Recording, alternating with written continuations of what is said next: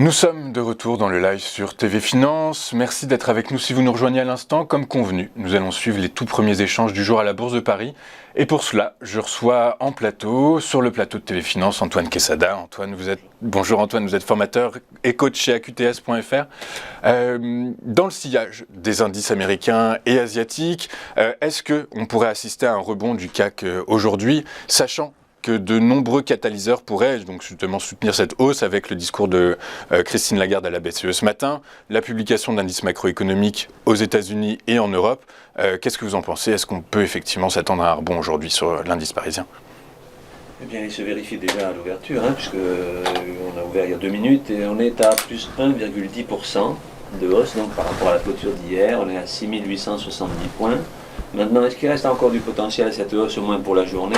Je dirais que le rebond dont vous parlez, effectivement, s'est amorcé déjà il y a plusieurs jours. Donc, quand on s'est vu vendredi dernier, c'était une journée de très très forte baisse avec le fameux gap.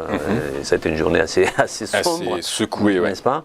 Et cette baisse, d'ailleurs, sur cette journée-là, avait ramené le cours du CAC sur le support qui a été identifié. Le graphique, je l'ai à peine modifié puisque je n'ai mis que des retracements de Fibonacci sur la partie haussière.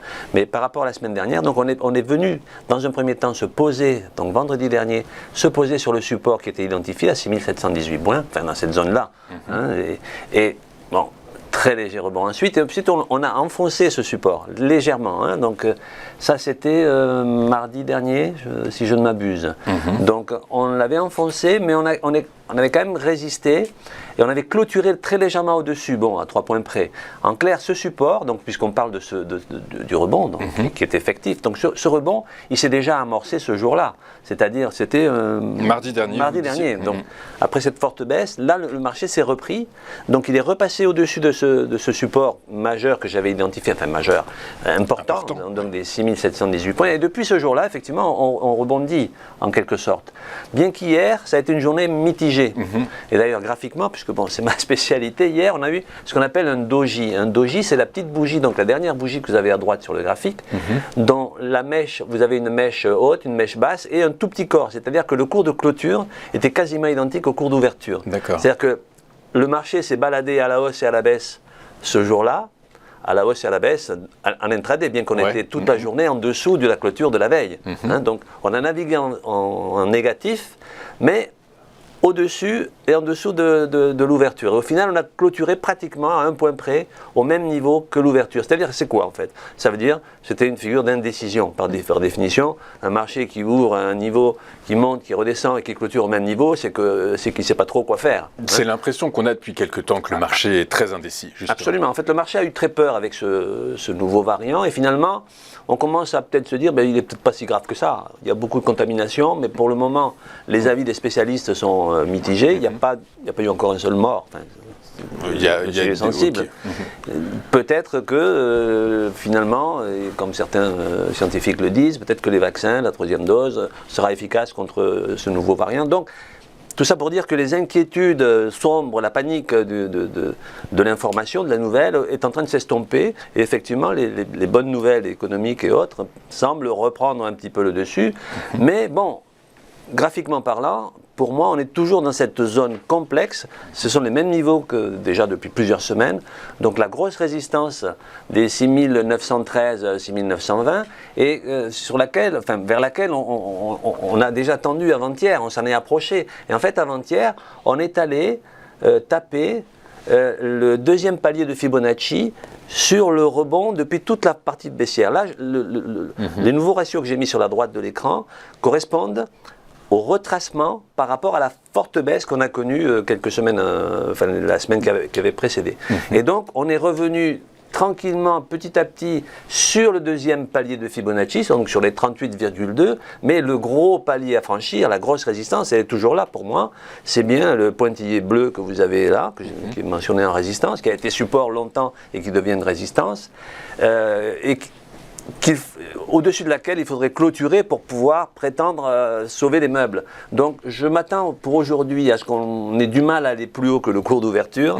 On risque de faire une petite latéralisation, parce que l'indécision est là. Énormément d'acteurs, enfin d'investisseurs sont sortis du marché ces dernières semaines. On l'a bien vu.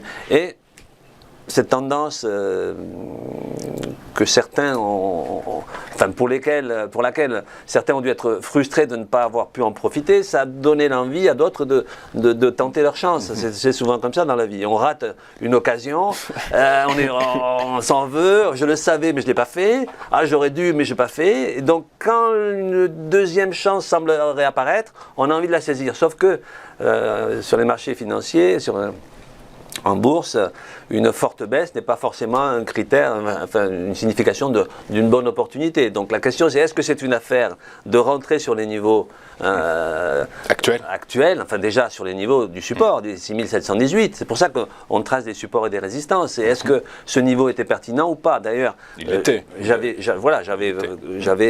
communiqué sur les réseaux sociaux sur le point d'interrogation, est-ce que ce support à 6718 allait tenir? Et finalement il a tenu. Bien que l'on l'ait enfoncé légèrement, mais au sein de la même séance, on a eu déjà une amorce de rebond pour clôturer au-dessus. Les niveaux de clôture sont toujours importants pour valider ou pas la véracité, la force d'un support, d'une résistance. Et donc, ce support, il a tenu et il tient pour le moment. Maintenant, on a la grosse résistance qui est toujours là. À 6913. À 6913. Et alors je mets 6913 et 6920 parce qu'effectivement, ça n'est pas au poil près, mais vous remarquerez que les 50% de Fibonacci correspondent à 6919. Donc on est vraiment dans les clous. Et le 50% serait une grosse résistance. Alors, pour aujourd'hui, je vois difficilement la possibilité pour le marché d'aller se caler au-dessus de cette résistance. Donc je pense qu'on peut, bien qu'on ait ouvert en net hausse, rester très certainement en dessous du plus haut d'hier. Et alors en revanche, il serait bon, je vous avais parlé aussi de la moyenne mobile à 50 unités de temps en bleu ciel, on l'avait enfoncé, on est repassé au-dessus, hier on était encore un petit peu en dessous, donc bref, ça montre bien que c'est quand même une période assez sensible, donc certains veulent croire à un rebond encore plus puissant, d'autres hésitent encore, donc latéralisation sans doute, surveiller la résistance des 6913, 920. Voilà, cette zone-là, pour moi, elle va être très très compliquée à franchir, en tout cas en clôture. Et elle correspond en même temps, vous voyez, j'ai tracé une petite oblique baissière en rouge qui coiffe les cours, qui correspond à cette zone compliquée à franchir. Donc, pour le moment, moi je dirais qu'on risque de rester un petit peu, enfin certainement plusieurs jours dans les cours actuels, donc entre les 6860 et 6900, rien n'est gagné, rien n'est perdu, je dirais, pour la hausse. D'accord. En fait, à l'image de ces derniers jours, le CAC va très certainement continuer à être volatile et varier, être ballotté en fonction des annonces sanitaires liées à Omicron, liées aux variables macroéconomiques. Absolument. Alors que dire aux investisseurs qui voudraient rentrer ou pas? Mais écoutez, quand il y a de l'hésitation, la meilleure des choses, c'est de rester un peu à l'écart. C'est ça, exactement. Que nous disent, Antoine, les autres indicateurs les autres indicateurs techniques, les stochastiques, le RSI, est-ce qu'on est dans des zones actuellement de surachat ou de survente? Alors oui, on est dans des zones de survente qui semblent... enfin, on est en train de sortir des zones de survente. D'accord. Puisqu'on les a franchies, ces zones-là, à la baisse, donc sur le stochastique, la zone des 70, enfin 70-30, donc on a envie d'enfoncer, on en ressort. Mais je vous dirais que moi, ma façon d'utiliser les indicateurs est un petit peu en dehors de la tradition. J'utilise principalement les indicateurs pour des notions de divergence. D'accord. Et dans ma méthodologie personnelle, originale, que j'enseigne, j'utilise des combinaisons de divergence sur des niveaux bien précis, en fait. Okay. Mais le fait qu'on soit en zone de surachat ou de survente, effectivement, c'est une indication. Mais on peut rester en zone de survente à l'infini, où on peut... Il n'y a pas de limite, si vous voulez, à une survente ou un surachat. C'est vrai que sortir d'une zone de survente avec une divergence haussière, ça peut être un signal. Ça peut être un signal. Bon, il y a d'autres critères, mais c'est... Voilà. Il faut combiner différents éléments pour valider un signal.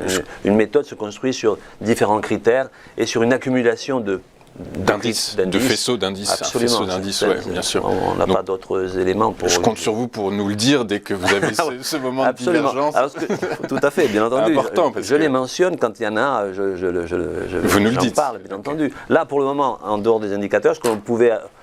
Pour les amoureux d'analyse technique et graphique, il y a ce qu'on appelle une étoile du matin, qui s'est faite avec vous voyez, la bougie verte la plus basse, la bougie rouge qui a précédé, et la bougie du lendemain qui est verte, qui englobe en même temps on a ce qu'on appelle une étoile du matin. Une étoile du matin, c'est comme le soleil qui se lève, c'est plutôt haussier, hein, mais le doji d'hier montrait toute l'indécision de cette hausse. D'accord. Donc statu quo, et je maintiens donc mes deux bornes support-résistance qui sont en rouge ici, donc à 6718 pour le support et 6913,20 pour la résistance.